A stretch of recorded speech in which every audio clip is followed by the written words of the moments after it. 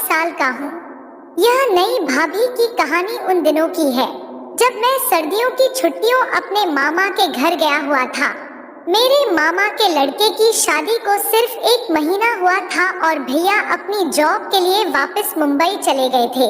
भाभी यहीं घर में मामा मामी के देखभाल के लिए रह गई थी। जब मैं मामा के घर पहुंचा तो उस समय मामा और मामी श्री खाटू श्याम जी की पूजा के प्रोग्राम में 5 दिन के लिए गए हुए थे। उनके घर पर सिर्फ भाभी थी और उनके साथ मामा की लड़की थी। मैंने उस वक्त भाभी को पहली बार देखा था। वे किसी परी से कम नहीं थी। उनका फिगर 32, 30, 36 का था। एकदम नई नवेली थी। उनको देखते ही मैं पागल हो गया था। मेरे उधर पहुंचते ही दीदी मुझसे बात करने लगी। दीदी भाभी दोनों मेरे बारे में पूछने लगी। भाभी मेरी बातों को बहुत ध्यान देकर सुन रही थी। कुछ देर बाद दीदी और भाभी ने मुझसे खाना खाने के लिए कहा। मैं खाना खाकर लेट गया क्योंकि मैं बहुत थका हुआ था।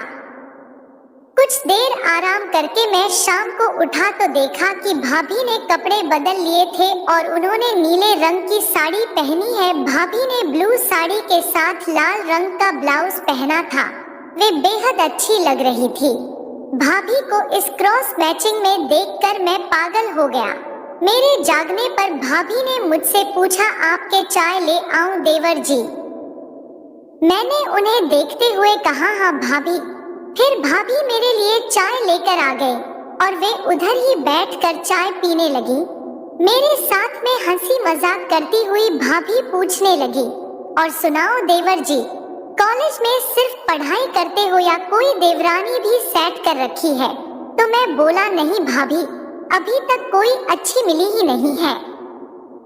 भाभी, अरे इतने हैंडसम हो आप फिर भी सिंगल? मैं, अरे भाभी जी, किस्मत में कोई अच्छी सी आई ही नहीं है। भाभी आपको कैसी लड़की चाहिए? मैं कुछ खास नहीं, पर आपके जैसी तो होनी ही चाहिए। भाभी, हाँ हाँ, क्या देवर जी आप भी मजाक करते हैं? मेरी जैसी क्यों? क्या मैं आपको इतनी सुंदर लगती हूँ? वैसे भी मेरी किस्मत में तो पति का प्यार लिखा ही नहीं है। आपके भैया शादी होते ही वापस जॉब पर चले गए। मैं, अरे कोई बात नहीं भाभी जी, मैं हूँ ना, अभी सारी सर्दियों तक मैं आपकी सेवा के लिए यही हूँ। ऐसा सुनकर भाभी शर्म से लाल हो गई और वापस अपने रूम में चली गई। मैंने सोच लिया कि मैं आज भाभी की सेट करके ही रहूंगा।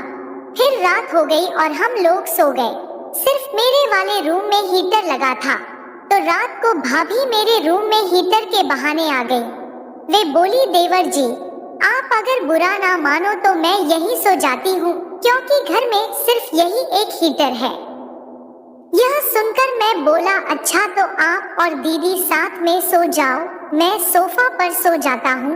इस पर भाभी बोली, दीदी सो चुकी है और उनको हीटर नहीं चाहिए।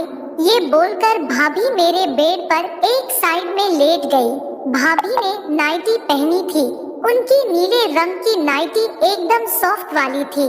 यह उनके शरीर से चिपक कर बेहद अच्छी लग रही थी। उन्हें देखकर मैं अपने मन में सोच रहा था कि भाभी को कैसे सेट करूं। तभी भाभी मेरी तरफ पीछे कर लेट गई।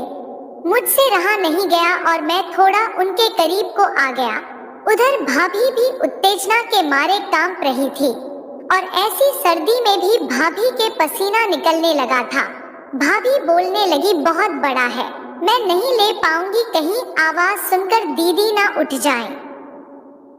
मैंने भाभी को समझाया और भाभी के मुंह पर हाथ लगा दिया। उस रात को मैंने 12 बजे से 3 बजे तक भाभी के साथ 3 बार मैच खेला। भाभी चला भी नहीं पा रही थी।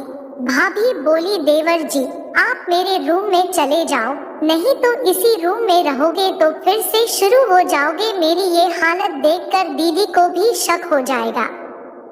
मैं दूसरे कमरे में चला गया।